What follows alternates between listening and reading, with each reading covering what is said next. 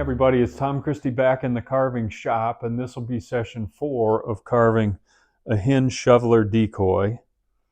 If you missed the previous sessions, we got the components cut out on the bandsaw and with the coping saw on the head, and then we got the head shaped and detailed. I'll do a little bit of work on the eyes this morning, so we'll bring the camera in to focus on finishing the head. And then we'll get to work on the body and get it rough shaped today. If you're enjoying my channel, please consider hitting the subscribe button. I know people are hesitant to do that. I'm hesitant to do that on YouTube channels myself.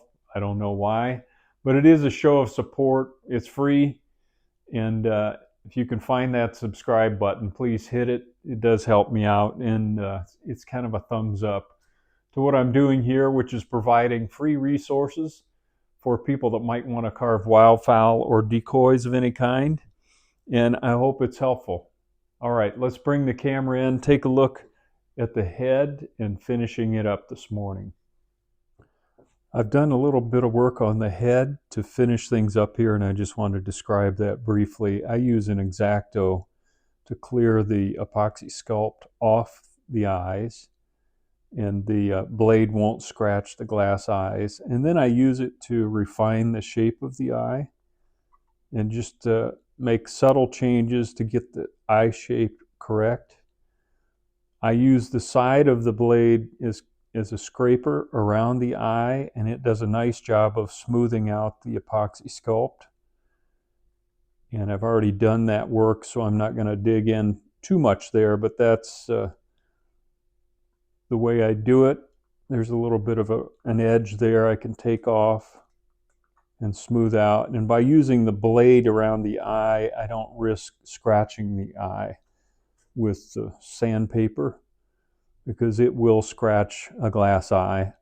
Once I do the scraping, get the eye the shape I want, then I do a little bit of sanding around the perimeter just to blend that epoxy sculpt into the surrounding area so we don't have any hard edges that are going to show through the paint.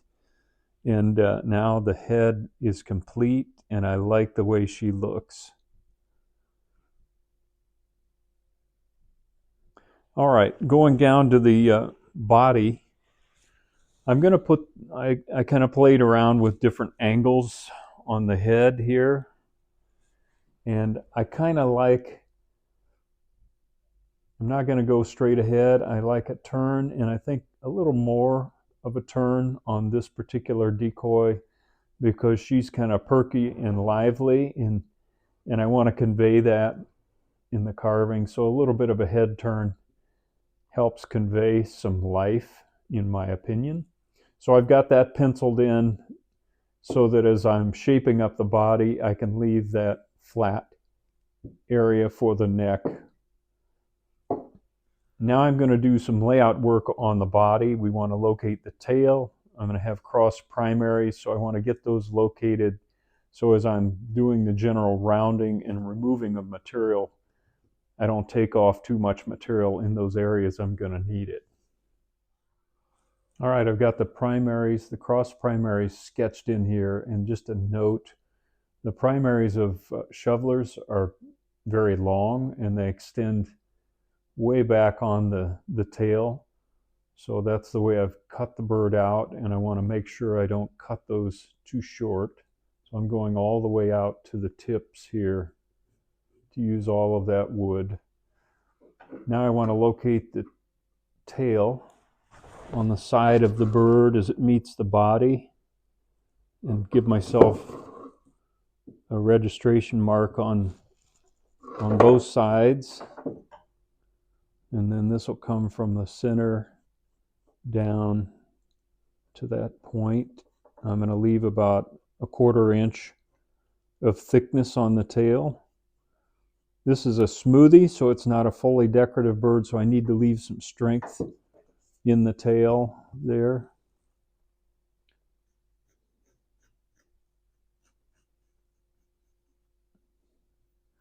It's not going to be a hunting decoy that'll go into service. it'll live its life in somebody's on somebody's mantle, hopefully. Okay, I've got the registration marks here for the side pocket, for where the tail meets the body, the primaries, and the tail, and the neck.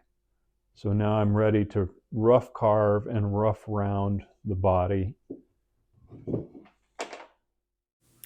All right, I'm going to start with this 3/4 inch diameter saber-tooth burr. This is a fine tooth.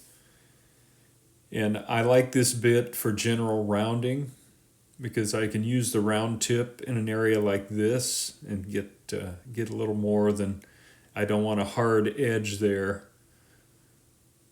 So I'm cutting a little bit of a groove there as the feathers come back down off the cape and into the breast on each side. I'm running this at actual speed. We may speed up some of the video later, but when I'm using these big burrs, I like to show the actual speed because I always say this, but you can't rush these big, powerful burrs. You just need to take your time. That's why I use a fine tooth burr. They make heavier teeth on some of the coarse burrs, but I'm just not comfortable with the way they rip wood and grab wood from time to time. So I like these fine tooth yellow burrs for that reason, and I'm okay if it takes a little longer to get things carved with the finer tooth. I just have more control with that tooth of burr. So now I'm just rounding the breast area. And as I do this other side, I'll speed this up a little bit. All right, this is at 2 times speed. I'm just working that other side and continuing to round the breast and leaving that little shelf for where the head attaches nice and flat.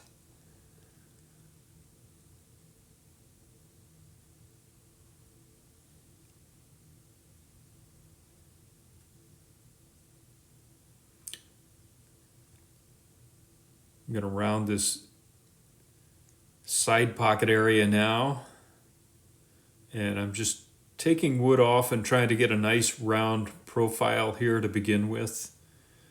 And you can see I penciled in kind of the full width of the side pocket there, and I don't want to take off material so that we take off too much material and impact the top-down pattern.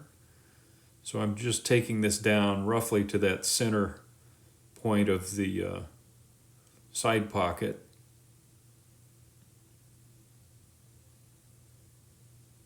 Same thing here. I'm rounding from the bottom up and from the top down, so we get a nice round profile. Now I'm going to slow the video down as we're removing wood around the cross primaries here. You really need to go slow here. I've mentioned this before, when you're grinding against the grain, and inevitably you're going to need to do that at some point in your carving, you just need to slow down even further. If I push too hard going against the grain, the burr will grab and jump, and we don't want that. So I'm just taking my time, basically getting wood out of the way here. I'm not trying to detail carve around the primaries, just getting this wood out of the way. Same thing on this side, just carefully approaching my pencil lines here, but leaving them intact. And just taking wood out of the back here so that we can work with finer burrs later and ruby bits. Now I'm taking the side of that down and then kind of rounding the area where the tertials will be. Now I want to define the tail, And I'm going to go ahead and keep using this round burr for this purpose, or round nose burr. I'm just going along the top of my pencil guideline and taking wood out back to the center of the tail.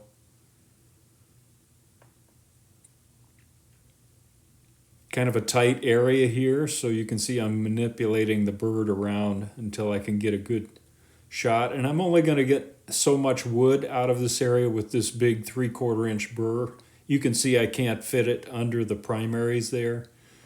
So I'm just going to remove wood as much as I can and begin to shape the tail up here. I can just barely fit it under the cross primaries there to the center line. Same thing on this side. Now I'm pulling against the grain here, so I'm just using the tip of the burr and maintaining good control.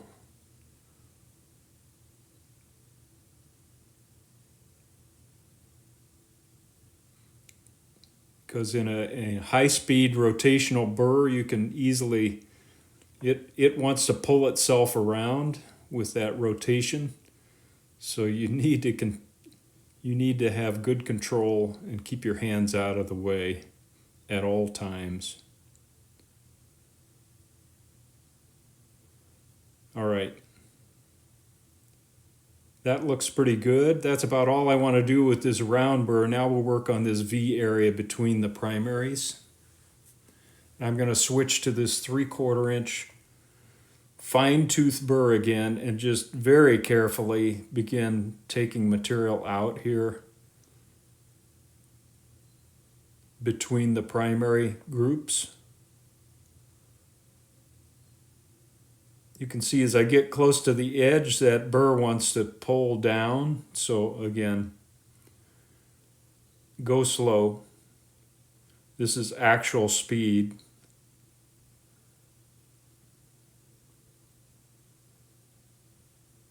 And if you're not comfortable using a big burr like this in this location, you can just use a smaller diameter burr with a little more control, and it just takes a little longer, but that's okay. Now I'm going to lower this side so that we elevate this one primary group above the other group. And I'm going to cut this primary group down to a lower level because it's folded under the primary group that is on top of it. So it needs to be at a lower level. And it needs to be angled down. So keep that in mind as you're carving.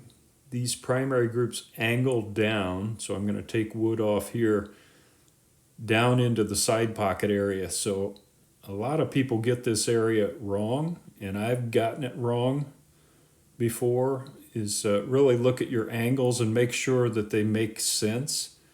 So that as you visualize the wing as it tucks into a side pocket, if you follow your hard line down like I've got right there, that angle is too severe. That wing would end up clear outside of the body. So the carving needs to make sense anatomically when you're done. And you can see I'm making adjustments there to pull that angle so that it's going to, if I follow the hard edge line of that primary, I should be able to visualize it tucking into the side pocket and not ending up somewhere out in outer space, if that makes sense. Now I'm just using the edge of that burr to begin to clean up the area under. These primaries are going to be supported. This is not a fully decorative bird, so I need to maintain some strength under the primaries. Now I'm taking that angle down further and beginning to work that down where it makes more sense and where I can see that it's going to pull into that side pocket like we talked about. And this is all just rough carving, but it gets me, 75% of the way there.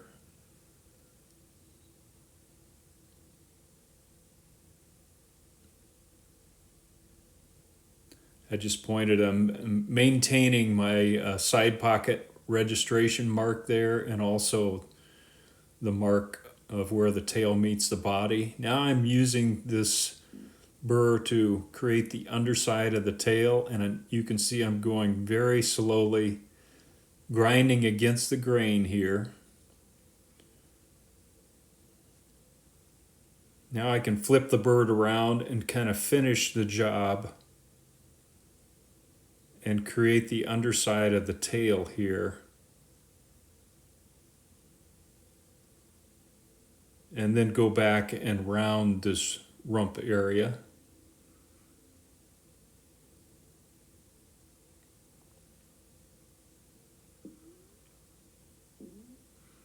Same thing on this side. Now I'm pulling away from the grain. It's a little easier, not as much resistance.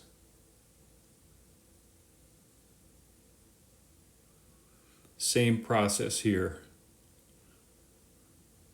I get a start and then I kind of finish the job from this direction, pulling back against the grain.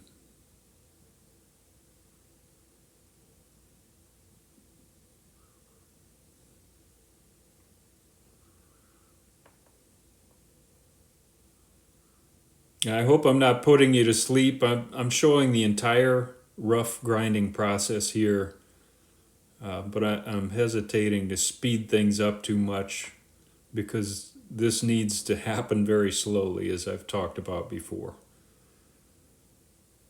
But by including everything, you can skip over as much as you need to get through the videos faster. But that way, if you're just starting out, I want to show you every cut I'm making so that the whole story is there.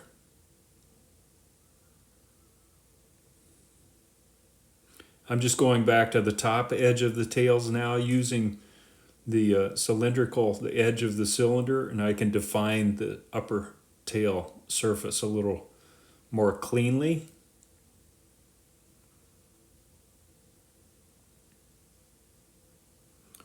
I've got those roughed out, and now I need to do some additional shaping. And I just took a look at it, and I need to take this side down further so that it matches up with the angle of the primary group on the opposite side there. So I'm taking that down to a little lower level.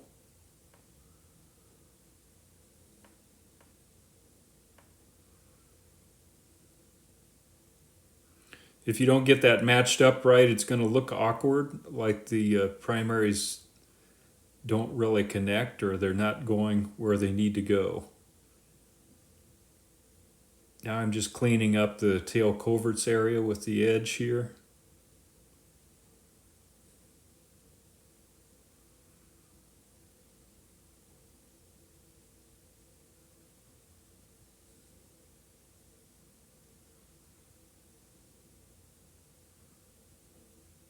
It's starting to shape up. You can see I still need to work on the angle of that top group of primaries, and I'll make that adjustment later with the detailed grinding equipment.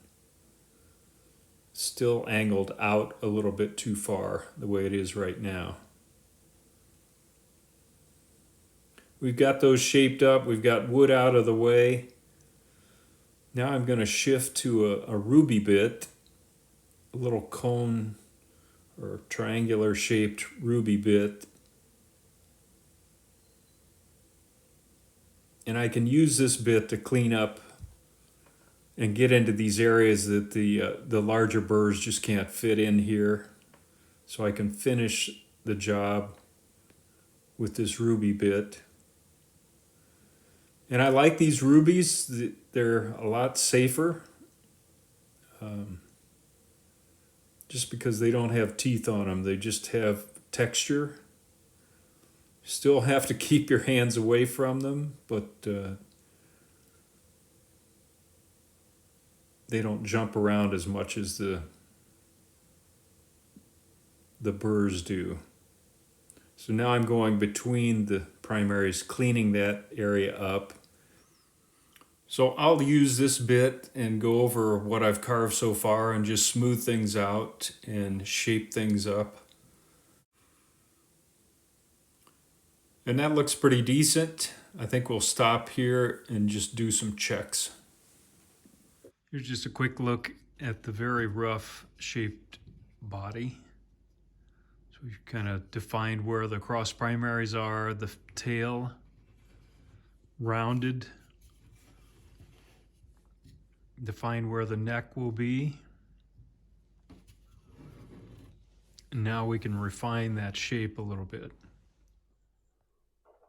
Now I want to do some layout work on the body of the bird, and I brought out this picture. This is a bird I carved in 2012, so it's been quite a while ago, but this will be similar and is actually made from the same pattern with some slight modifications.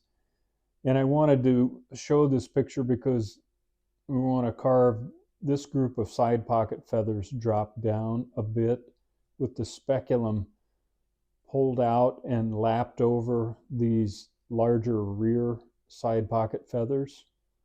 So this beautiful green speculum and this powdery slate blue, these wing feathers, I want to show those as well.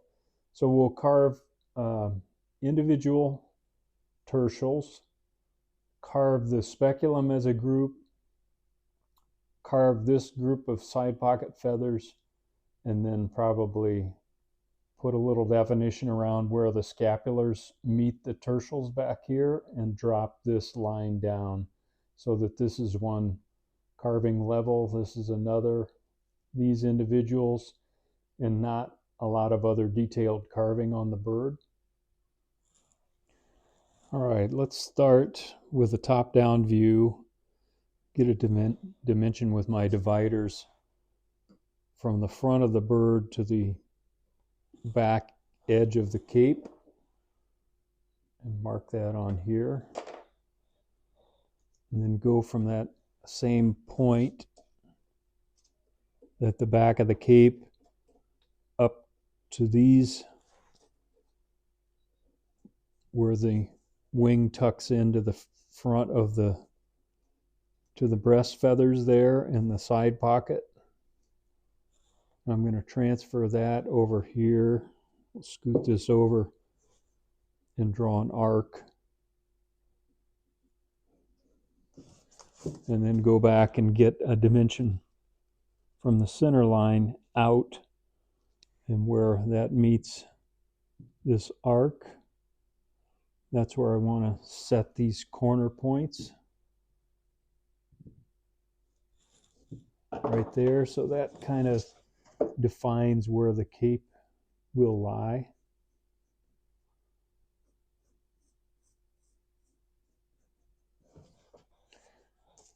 All right, now if we weren't doing this additional carving where the part of the wing is pulled out and the speculum is pulled out, I would go with these profiles from a top-down view, but we can't use those since this is pulled out. If I just carved these side pockets in kind of a traditional approach, I wouldn't have enough material left to carve some of this detail.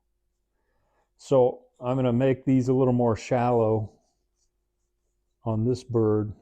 This point I can use because it's defined up front here and doesn't impact this area back here. So let me just get a center line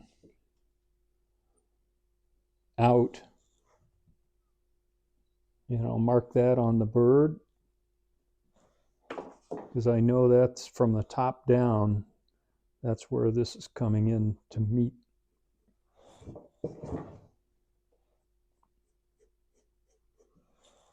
And it's back here where I have to be more careful. Now let's do some side profile layout. I'm going to use this, my pattern, and I just want to take a quick look at where that speculum comes down and laps into these feathers. And I'm going to give myself a mark. So it's pretty low on the bird, just as a reference point to begin with. You know, I think I'm going to carve the opposite side in a more traditional side pocket view and just pull the wing out on this side of this particular bird. So that will allow us to use this approach, go ahead and identify from the center line out where that side pocket wraps up here. And then it ties into the rear of the side pocket there. We can't do that over here. We're going to want to pull this wing down, get the tertials stacked in here, and eventually the speculum somewhere down in that area. And the side pocket, larger feathers go back to this point and then start back up in this direction. So this is kind of conceptual layout, may be hard to follow along. I'm just kind of thinking through as we go how to lay this out.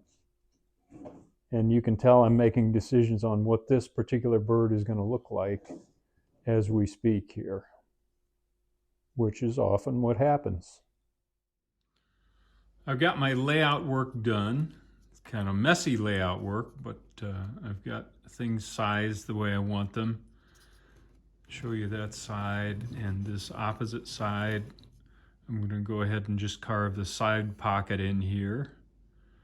And the tertials are long enough, it's going to cover up the primaries there. Okay, I think we'll end session 4 there. We've got the body roughed out. We've got our plans made for the carving of the details. And in session 5, we'll really go to work on the body, carve in this detail.